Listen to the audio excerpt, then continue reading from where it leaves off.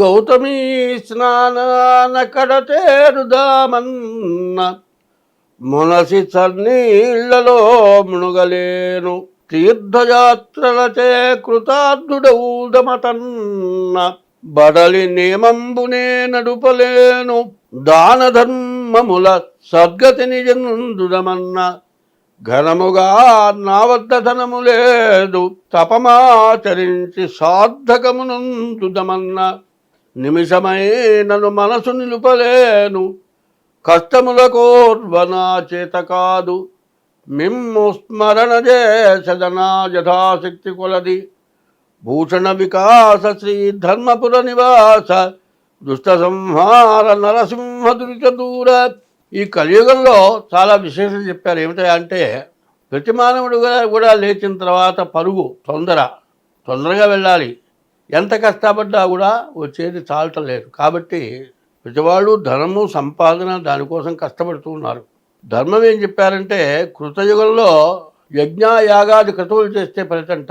త్రేతాయుగంలో మరి ఎప్పుడు కూడా వ్రతాలు పూజలు చేస్తే ఫలితంట. ద్వాపర యుగంలో కృష్ణ పరమాత్మ చెప్పినట్లు చేస్తే ముక్తిట. అట్లాగే కలియుగంలో కలవు స్మరణాన్ ముక్తి. కలియుగంలో భగవంతుణ్ణి స్మరిస్తే ముక్తిట.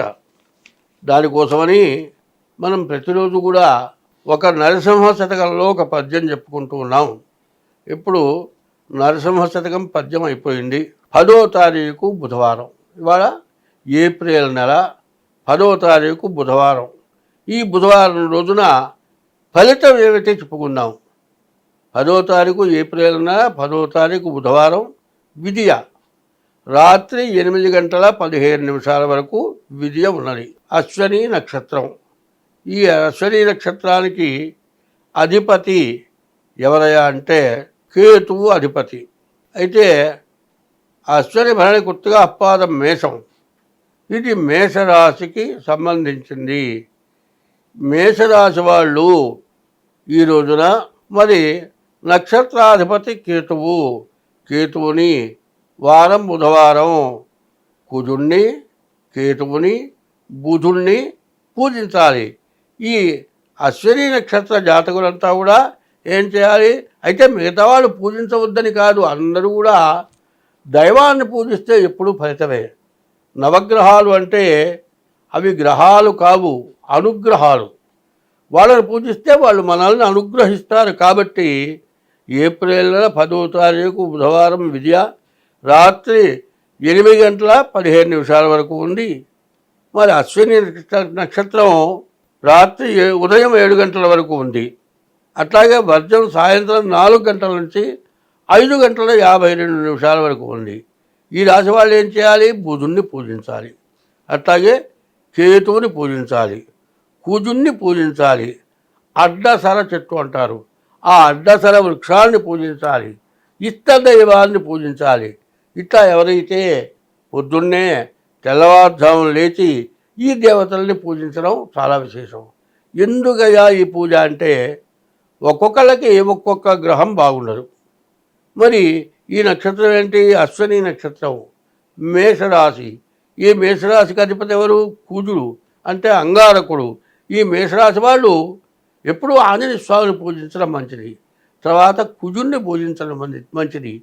అన్ని గ్రహాలని కూడా మరి అట్లా నిలబెట్టి అందరినీ శాసించగలవాడు గణపతి ఆంజనేయ స్వామి.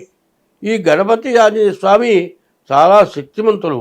ఉత్తర దేశానికి వెళితే గణపతి విగ్రహానికి, ఆంజనేయ స్వామి విగ్రహానికి కూడా సింధూరం పూస్తారు.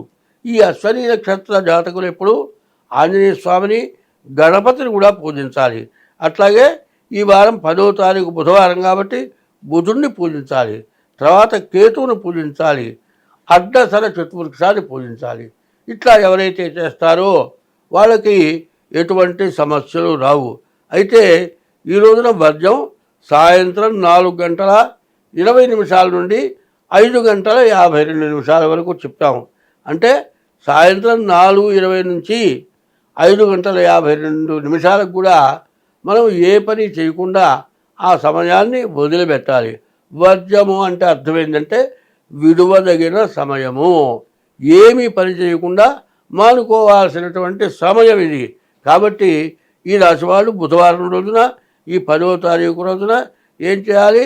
అశ్విని నక్షత్ర జాతకులు ఆంజనేయ స్వామిని, గణపతిని, తర్వాత కేతువుని, బుధుణ్ణి, అర్ధశస్త్ర చెట్టుని ఇట్లా పూజించినట్లయితే మీకు గ్రహస్థితి ఏమీ బాగా లేకపోయినా కూడా మీకు ఎటువంటి నష్టం జరగదు. కారణం ఏంటంటే లాభం రాకపోతే మనకు చెడు టైంలో కష్టము నష్టము రాకూడదు.